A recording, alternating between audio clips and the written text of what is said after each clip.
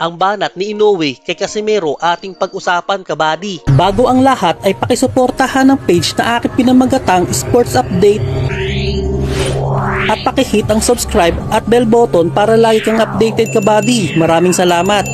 So inanunsyo na nga po sa Japan ang paparating na bigating undisputed fight sa pagitan ng tinaguriang halimaw ng Japan na si 4th Division World Champion Naoya Inoue laban sa pambato ng Pilipinas na si Unified WBA at IBF Super Bantamweight World Champion Marlon Tapales. Nagaganapin sa December 26 pagkatapos ng Christmas Day. Nagkaroon na po ng press conference para sa laban kahapon lamang, kabady. Subalit, hindi nakasipot si Tapales sa kadahilan ng puspusan pa itong nakatutok sa training at tanging ang kanyang promoter na si Sean Gibbons lamang muna ang nagpresenta kay Tapales at nakaharap ng tinaguriang halimaw ng Japan. At kagaya nga po ng inaasahan, ay hindi na maiwasan na may tanong ng mga press media kay Inoue ang ating pambato na si former 3 Division World Champion at tinaguri ang angas ng Pinas na si Cuadro Alas John Riel Casimero nang sila ay paunlakan ng interview ni Inoue. At kagaya rin po ng inaasahan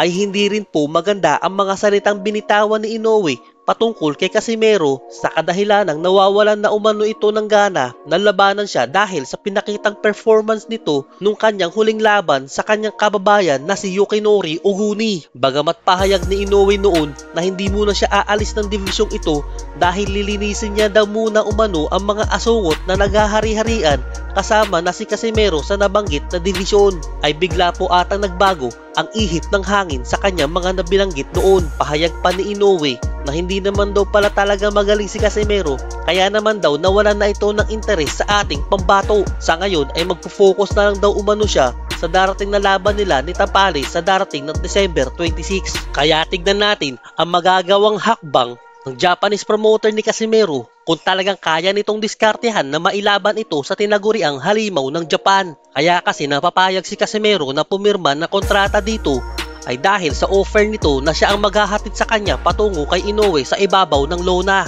Sa kabilang banda, inaasahan na sasabak bilang heavy underdog ang ating pambato na si Marlon Tapales sa tinaguriang halimaw ng Japan na si Naoya Inoue.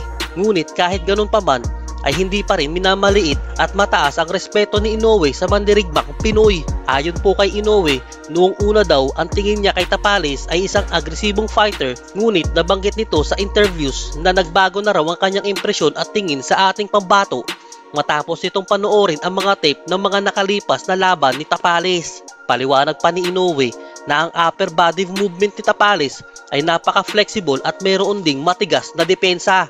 Sa katunayan nga daw po ay masyadong technical umano itong si Marlon Tapales, pero banggit pa ni Inoue na umaasa ito na mangingibabaw ang kanyang lakas at bilis at umaasa rin ito na masisira niya ang magandang depensa ni Tapales at mapatumba ito para mabigyan ng isang magandang performance ang mga boxing fans sa kanilang mga darating na laban. So hanggang dito na lang po muna, kabady, at hanggang sa muli.